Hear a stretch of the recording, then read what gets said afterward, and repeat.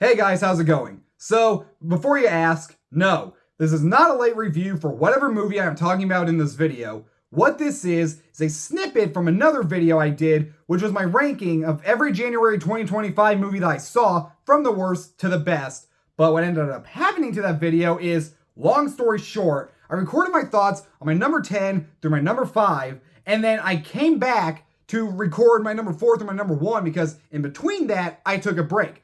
But when I stopped after my number 5, instead of stopping the video recording, I instead decided to pause it. So when I came back, I never started it. So I said my thoughts on my number 4 through my number 1, and then realized, wait a minute, I never hit that fucking button beforehand. So you're probably wondering, why don't you just reread all the notes you had?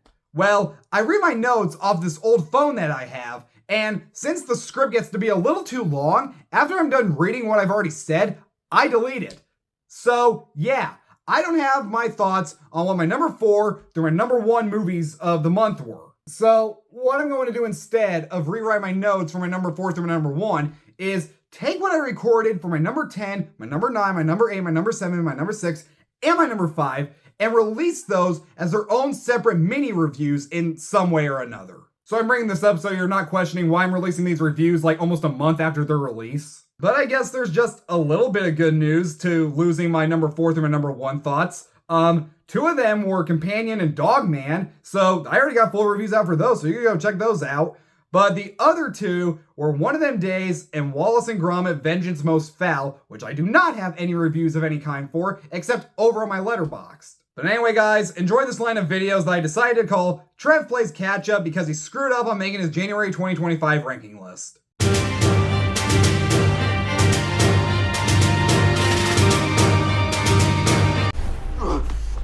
Am I dead? Am I in heaven?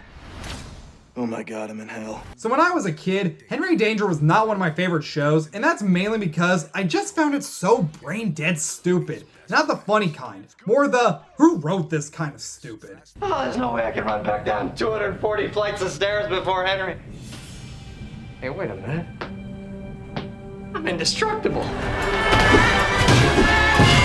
But despite never really having an opinion on any of the actors, I did grow to appreciate Cooper Barnes, the actor of Captain Man, after he appeared on Ryan's Mystery Playdate, and it was just so obvious that he did not give a fuck about being there. Last but not least, it's not a maybe, it's a mustard.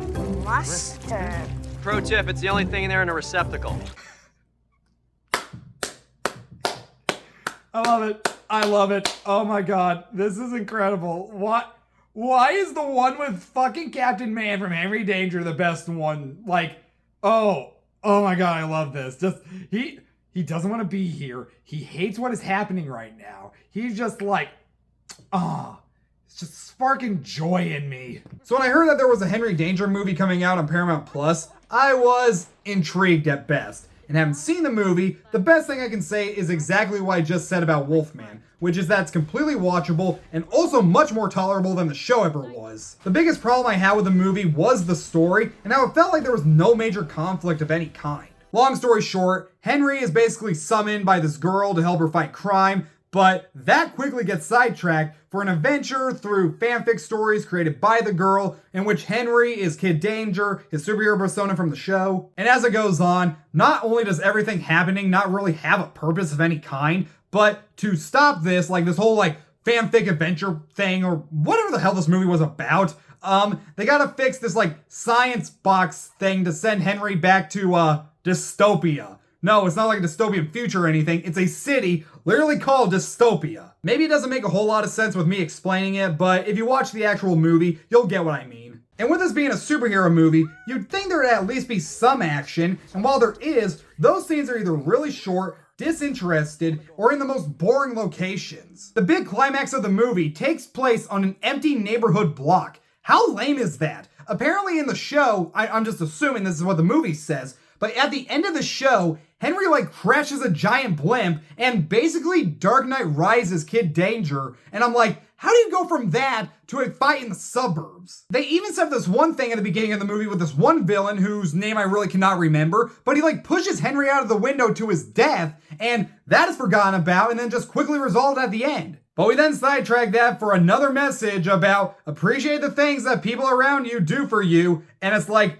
we've seen that a million goddamn times, and this movie does nothing new with it. And keep in mind, I never did see the series finale to Henry Danger, so whatever happens at the very end of it, I only know of because it's established at the beginning of this movie. So yeah, with that in mind, apparently the character of Jasper learned Kung Fu in his sleep somehow, and also learned Spanish at the same time.